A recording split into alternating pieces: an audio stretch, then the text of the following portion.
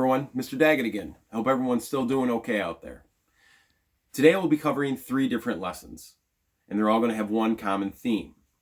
Now that theme is called the rule of thirds. Now, the rule of thirds is a way of creating a composition by using 2 vertical lines and 2 horizontal lines to break up the plane. Now, why are those lines important? Well, what that tells you is where to put subject matter. And I'll show you examples here in a moment. So the rule of thirds applies to photography, painting, drawing, any kind of visual art. And it immediately creates a more interesting composition when we look at it. And you'll notice it in movies after we talk about this. So today, again, I'm going to be doing 3 lessons based on the theme of rule of thirds. All right. First lesson is going to be photography. The second one is going to be drawing a still life. And the third one will be creating a landscape. They will all have the theme of rule of thirds. So all you'll need for this today, again, is a pencil and paper. All right, we're going to do everything kind of freehand, and I'm hoping we get good results. So let's get started.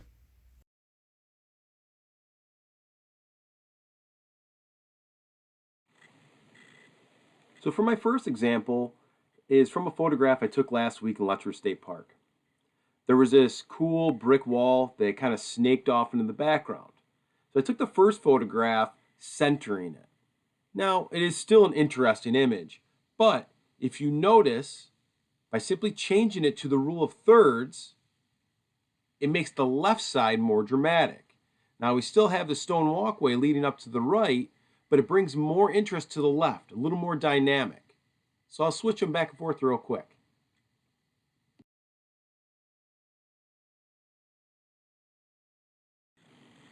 My second example is a Pina Palace, which is located in Sintra, Portugal. Took this about 2 years ago. And again, the palace is very interesting. It's big, and we notice that the surroundings seem to be elevated, but we really don't get a feel for the full surroundings. So let's move that to the rule of thirds. And you'll notice we now get a feel of where the surroundings are, how high up this palace is, and just how really cool the surroundings are. So now I'll quickly run through a few more examples of how I've applied the rule of thirds to some photography that I've done.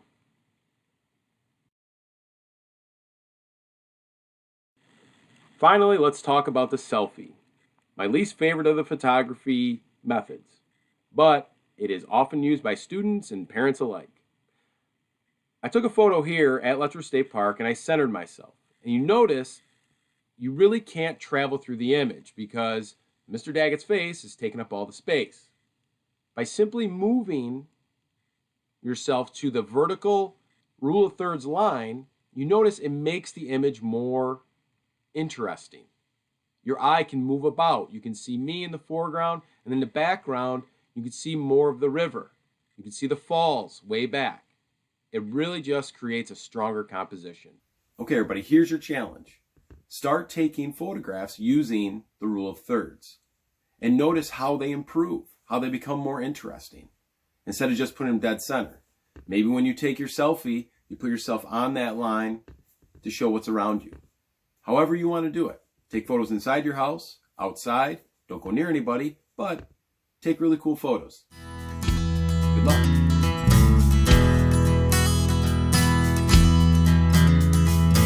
The second lesson that we're going to start is using the rule of thirds to create an interesting still life drawing.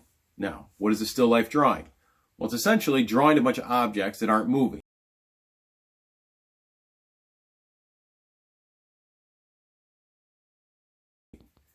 In this lesson, we're going to focus on lighting and shading when we're sketching it out, but still focusing on using the rule of thirds, putting subject matter on those lines, both horizontally and vertically. This one's a little more challenging as far as drawing, but that's okay. We're just trying new things and really thinking about the layout.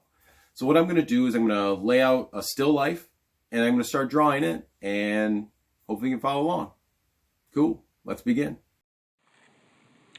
Okay, as you can see, I've already taken the time to draw out the figure because this is not how to draw figures lesson. This is just drawing a still life. So I got that done.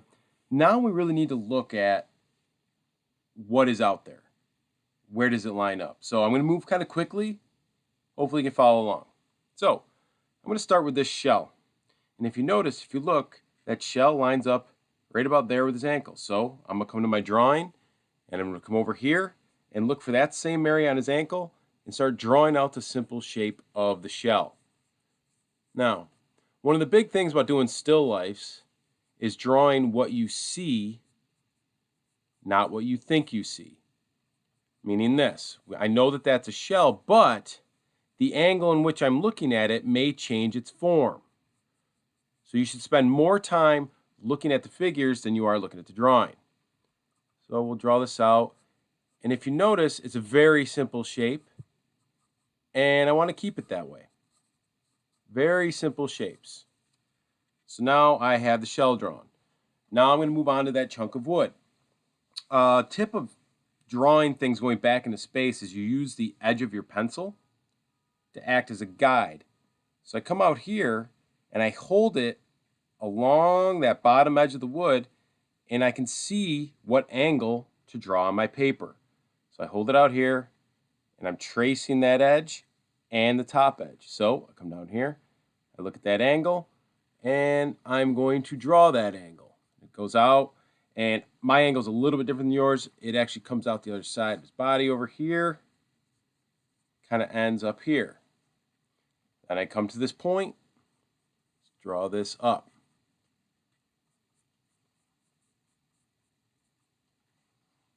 Again, take the pencil and I hold it along the top edge of that piece of wood to know what angle to draw down here. It's all visuals. We're not trying to use rulers or anything. We're just freehanding. So I got this piece of wood, goes back into space. Now these details in the wood, for now, I'm just going to draw some simple lines just to show that there is some texture there.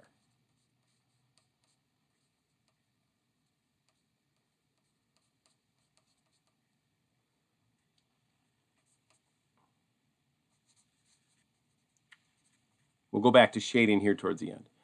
All right, moving on. I'm going to go to this book. Now, if you did watch my 1-point perspective, or 2-point perspective lesson, that is, we will know that this is an edge of a building, and any line going left and right of it goes to a vanishing point off into space. So I'm going to find this corner right here, and I'm going to draw it out over here. One single line straight up. Then I'm going to create a vanishing point for it out here, meaning these lines here going back. And again, I can check the angle with my pencil, holding it along the edge of that book. And I bring it down, and that'll tell me what angle to draw. That is something that is learned, so just practice it. So the book goes back up in the space, out in space. This line here goes back as well. But remember, as things go farther away, they come closer together, going to a vanishing point. So we'll do this, and I'll close off that book. Now I know that there's an object laying on it right here. I'll come back and add that. The right side. Obviously, I do not have enough room on the page. That's okay. Don't try to force it. Let it go off the page. What that means is you're activating the edge of the paper, creating space out here that doesn't exist. Now, this back part of the book is a little more difficult. I didn't really go over that as far as vanishing points, so just look at that line back here, the top part of that book. Come down and draw that same angle. Now, I know that the back of that book can't be seen, so I'll just kind of stop there, maybe draw that line coming in, show the book lying down. Let's move on to the mug. What shape is that mug? You're going to say it's a mug. Right. But if you notice, it's more of a rectangular shape. So let's start out with that shape. Really simple stuff. I'm going to pick a spot on the book here. There's the bottom of it. And then I'm going to come up. Now, the mug hides the back of the book. We'll draw this up. and bring it across. And right now, I have no details. I just have a rectangle. And I'll loosely draw the handle of the mug coming off. Again, it's going off the edge of the page. That's all right. So I'm just sketching these things out. You will need an eraser from time to time to get rid of some information that doesn't exist. So I'll erase that part of the book. If you don't have an eraser, oh well, you have lines going through things. So I have this rectangular shape, but that's not the true shape. As you can see, there's an oval on top. As circle objects get flatter out in space, they become ovals. So let's go to the top of this rectangle and just draw an oval in here.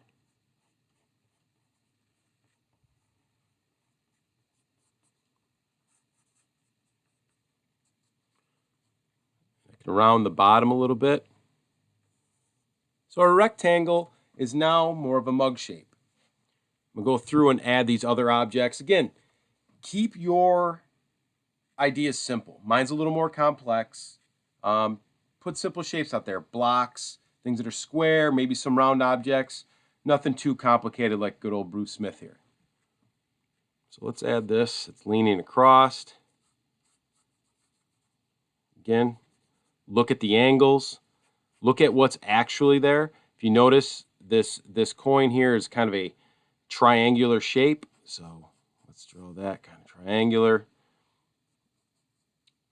And I'll talk about three-dimensional depth in just a second. There's a little angle that comes off here and shoots behind this. I have one more object back there, a little oil can, which from my angle, all I see is this here. And it kind of shoots out up over top of Bruce's shoulder. And again, it's just a triangular shape coming out.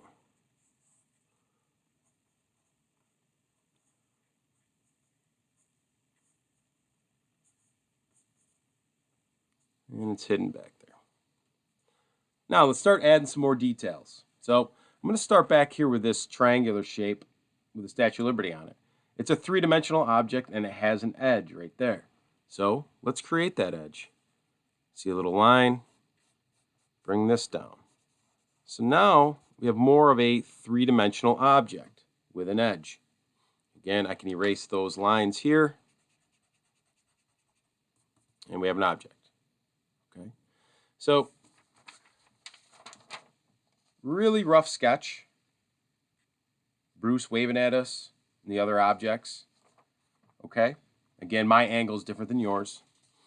So let's go through and just talk about quick shading. We can see things that are lighter and darker. All right, there's a nice shadow underneath the shell here. We'll focus there. A shadow underneath this coin, and there's a shadow underneath the book, and also there's a mid-tone here. This side of the book is darker than this side. So let's go to those shadowed areas really quick. And I'll show you how immediately, just by adding shadows, you can really start to make things pop.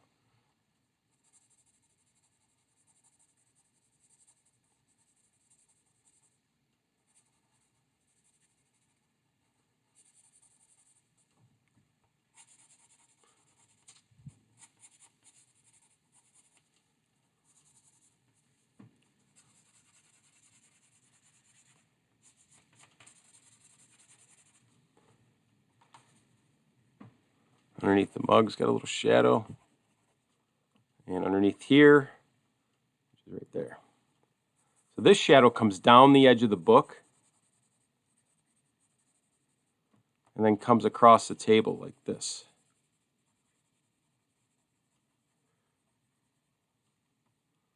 Add a little shadow here.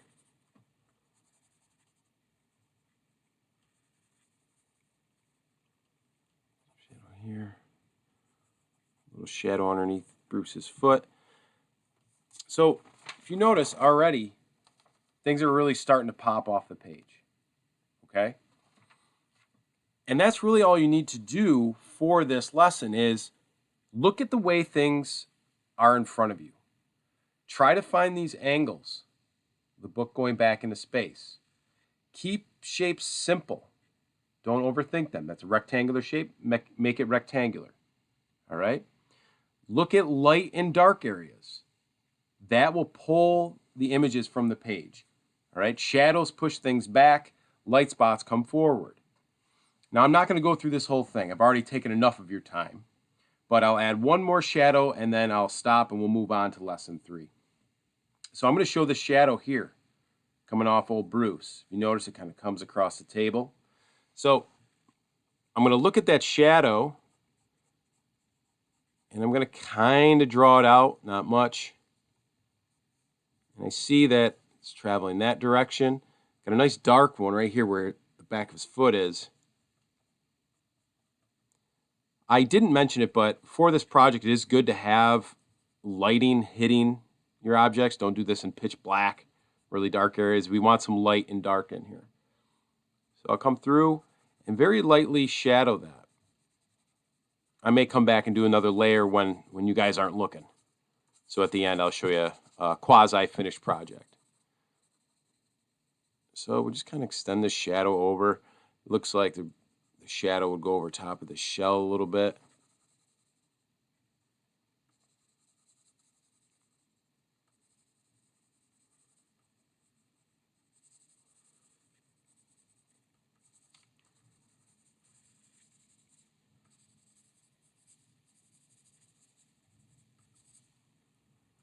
Okay, so I'm going to stop there. And I want all of you to really work through your still life. Try to capture all the objects that are on there and try to shade in the dark and light areas. I'll finish this project and show it at the end of the video. So, a rough sketch of a still life based off of the rule of thirds.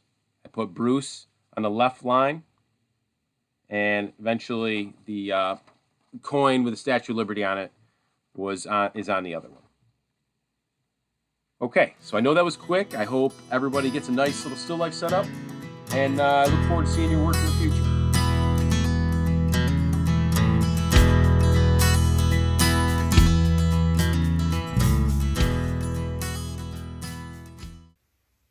Okay, the third and final lesson we're going to do with the theme of rule of thirds is creating a landscape. Now, landscapes can be beautiful and vast, and sometimes we don't even have to think about them. They just look great.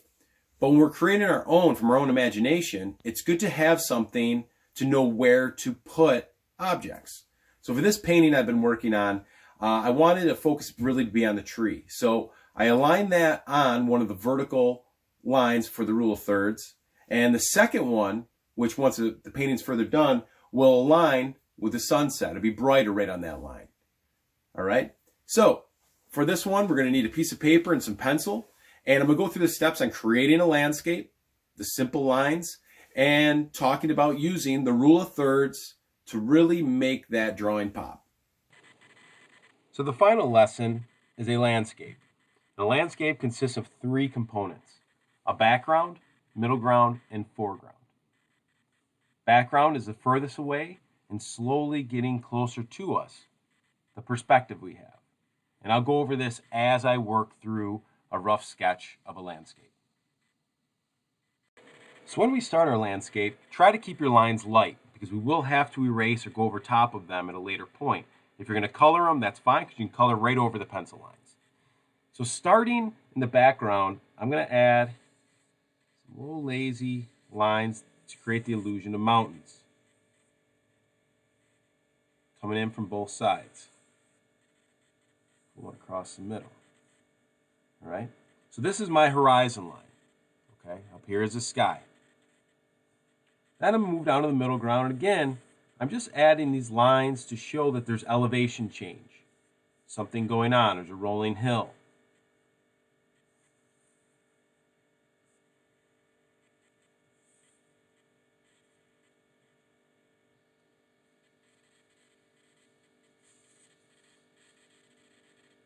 I'm going to add another component to this. So I kind of have this low ground through here. It kind of looks like a valley. I'm going to work with that. I'm coming off one of these middle contour lines. I'm just going to draw a little lazy curve through here like that. Okay? This is going to serve as a road or a river. Let's see how it turns out, and I'll decide then. as things get closer to us, they get bigger, further apart. As they get farther away, they get smaller and closer together. We start wide, slowly get tighter as we get further away.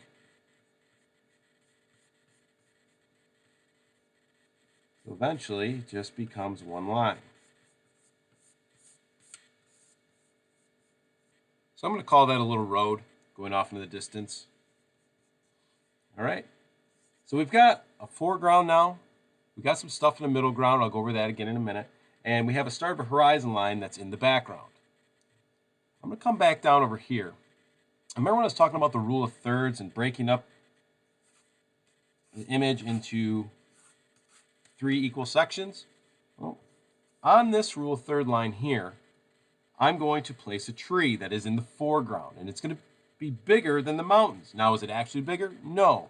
But when objects are closer to us, they appear larger. So, right here, I'm going to draw a very simple tree. Nothing too complex. And I'm going to do a simple outline of where the leaves might be.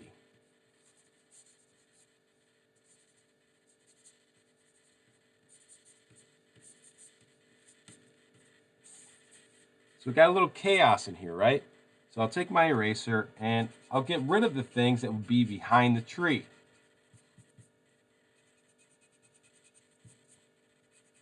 Because you can't see through trees.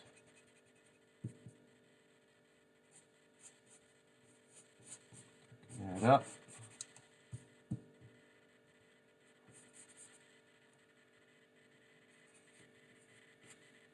All right, so we have an outline of a big tree here. It's right in front of us. We have the mountains in the background. We've got this lazy road coming through. Now let's go back to the sky. Let's start adding some clouds in there. And again, clouds are very organic. They don't really have a definite shape. But just kind of come in here. It's a slightly cloudy day. Let's add some small clouds. And as they get closer to the horizon line, you can make these drawings a little bit smaller. Kind of give that illusion of space. I'll even put a small sunset right here. Okay?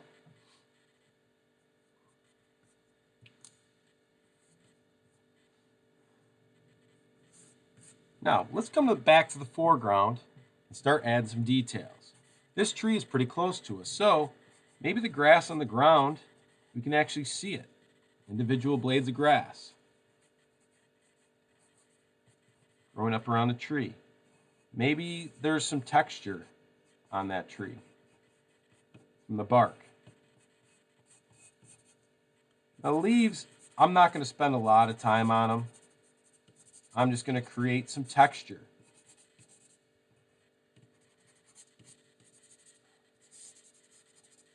Just to show that there's some variation within it.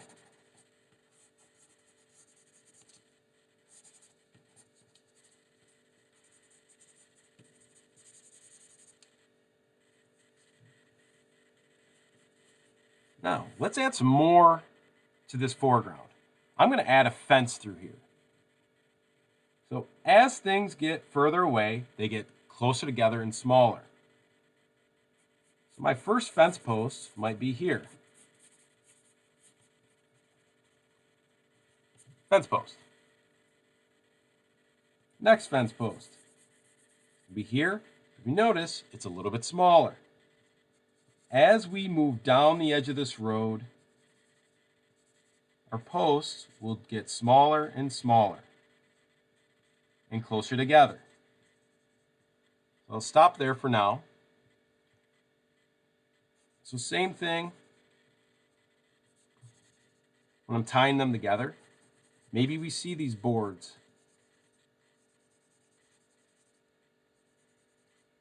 As they go back, they're going to get smaller and less detailed. There's not a lot of detail in this. It's just a sketch.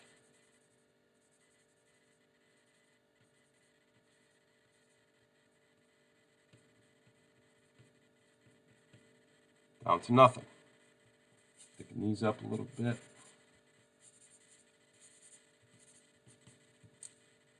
Now the fence ends here. I'm going to bring it straight across behind this tree to create kind of a pasture, fenced-in area. And these will stay the same size because they're traveling this way. And again, add these little rails. There we go. And continue this one right off the page because the next post would be over here.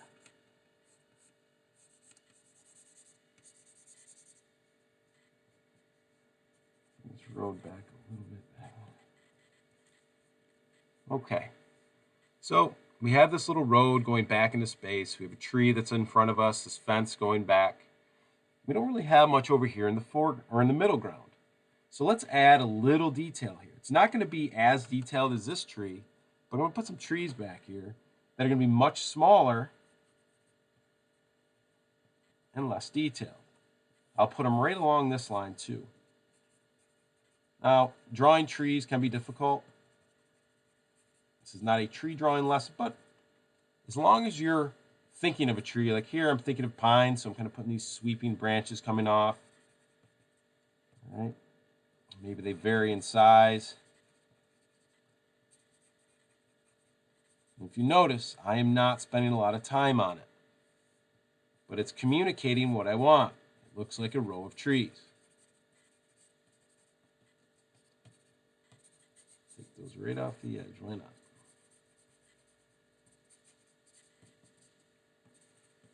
I'm going to fill those in darker. Now, if you do have access to color pencil, marker, or paint, whatever it is you want to use, you don't need to fill these in with pencil. Leave them open. We'll fill them in with color at a later date. But for this demonstration, I'm using pencil only. So, got this row of trees coming in. Actually, just some scribbles. Now, nice little image here. Nice start, I would say. Let's add some more shading to really get that depth. So when we make things darker or fill them in, it'll push them backwards. The sun is here. This side of the mountain will be dark. So come in here. Start darkening up these mountains because there's no sun hitting them. Same with this one coming across. Maybe this one's extra dark because it's further away, right in front of the sun. Maybe the sun's hitting this edge here, so I bring my shadows down.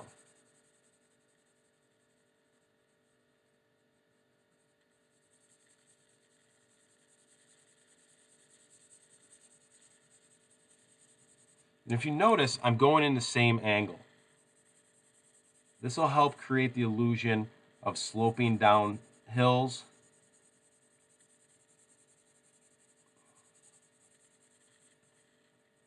Same thing here. Maybe this is getting some light from the sun, so I bring the shadows down. And as I'm coming to the middle ground, I'm straightening out my lines a little bit.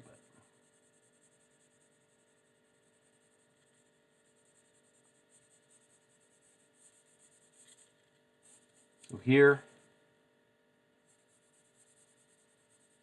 I can come in here and really darken this area up. Make it look like it's a flat or plain. Maybe it's a field.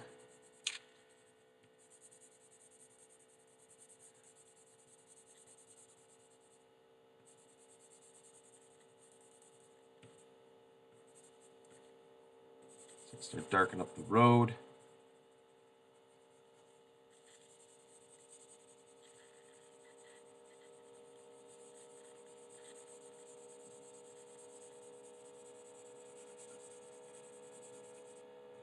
Darken up the tree.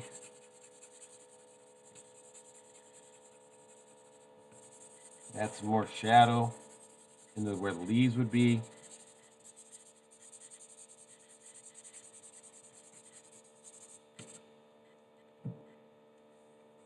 And I just continue coloring things in. Now, down here, again, maybe we add some more detail. There's some tall grass.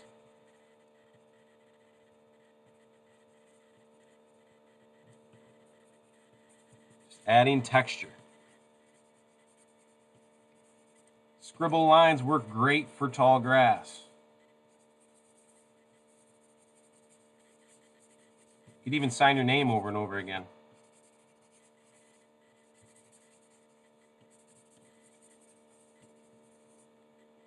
We got some grass here. Add some light shading through this middle ground. Line variation is very important, especially when you're only using a pencil. Change the styles. Clouds, same thing. Sun's here. Let's darken up the tops of them. Okay.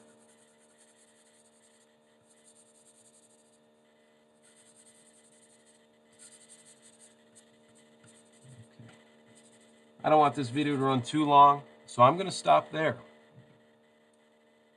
We have a rough sketch for a landscape. And remember, there's 3 aspects to every landscape. And those are a background, which includes your sky and your horizon line, a middle ground, where you create whatever world you want, and a foreground, the stuff that's right in front of us. You can reach out and touch it.